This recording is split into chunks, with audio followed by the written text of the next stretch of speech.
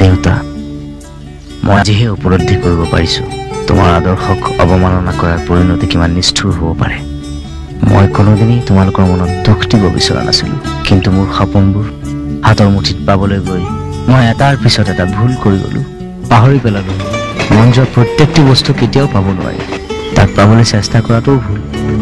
দেউতা, তুমি ঠিকেই কৈছা, মানুহে কেতিয়াও সীমা চেৰাই যাব নালাগে, কিন্তু মই সেই সীমা চেৰাই গ'লোঁ। নিজৰ মন যোৱা বস্তুবোৰ পাবলৈ গৈ সকলোকে কষ্ট দিলোঁ, এটা জীৱন হত্যা কৰিলোঁ, তপনহঁতকো ভুল পথ দেখুৱালোঁ।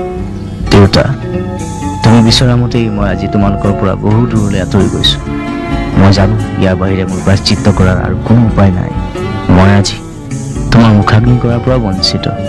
জানো কিমান দুখত তুমি এই সিদ্ধান্ত লৈছা। মোৰ বুকুতো সমানেই দুখ। অকলশৰীয়া এক অজান পথত খোজ দিছোঁ মই। নাজানো ক'ত থাকিম, কি কৰিম, কিন্তু জানো তাতো থাকিব কিছু ভাল মানুহ আৰু কিছু বেয়া মানুহ। কিন্তু তাৰ মাজতো মই চেষ্টা কৰিম যাতে জীয়াই থকা দিনকেইটা মই মানুহৰ মংগলৰ কাৰণে কাম কৰি যাব পাৰোঁ। মা আৰু মমীক মই বহুত ভাল পাওঁ। তুমিও নিজৰ যত্ন ল'বা, মোৰ কাৰণে চিন্তা নকৰিবা, আৰু পাৰিলে মোক ক্ষমা কৰি দিবা। তোমাৰ দুৰ্ভগীয়া পুত্ৰ।